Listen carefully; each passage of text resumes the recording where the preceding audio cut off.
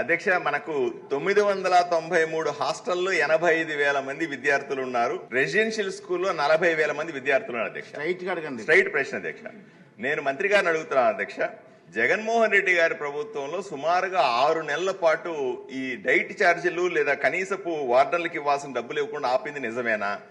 మన ప్రభుత్వం వచ్చిన కూటమి ప్రభుత్వం ఏర్పడిన తర్వాత సుమారుగా 110 కోట్ల రూపాయలు ఒక్కసారిగా ఇచ్చి ఆ బకాయిలు తీర్చిన మాట వాస్తవమేనా? రెండవది, రాయలసీమలో ఏమైనా ఈ గురుకులాలకు సంబంధించిన ఎక్కువ డిమాండ్ ఉంది, వలసలు ఎక్కువ పోతా ఉంటారు, ఒక్క సీటు కోసం 15 మంది విద్యార్థులు పోటీ పడుతున్నారన్న మాట వాస్తవమేనా?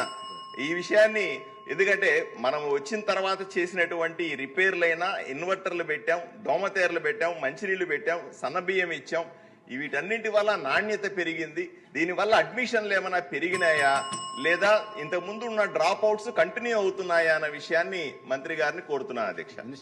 నిజంగానే మరి గత ప్రభుత్వం బడుగు బడిగిన బిడ్డలకు భోజనాన్ని కూడా అంటే సుమారుగా 11 నెలలు డైట్ బిల్లు పెండింగ్ పెట్టడం కూడా వాస్తవమే అధ్యక్ష. ముఖ్యమంత్రి గారు మొట్టమొదటిగానే రివ్యూ చేయగానే 110 కోట్ల రూపాయలు విడుదల చేసిన ప్రభుత్వం కూటమి ప్రభుత్వం. అంతేకాకుండా సోదరులు అడిగినట్లుగానే మామూలుగా మహాత్మా జ్యోతిరావు పూలే రెసిడెన్షియల్ స్కూల్స్ కి చాలా డిమాండ్ ఉన్నాయి అధ్యక్ష. ఏదైతే అన్న నందమూరి తారక రామారావు గారు స్థాపించారు, మరి వారి దృష్టిలో పెట్టుకొని మొన్నటి రోజు ముఖ్యమంత్రి గారితో కూడా చర్చించాం. ముఖ్యమంత్రి గారు కూడా రాయలసీమలోనూ శ్రీకాకుళంలో చాలా డిమాండ్ ఉంది, 10 గురుకుల పాఠశాలలు కూడా కొత్తవి కూడా శాంక్షన్ చేయమన్నారు.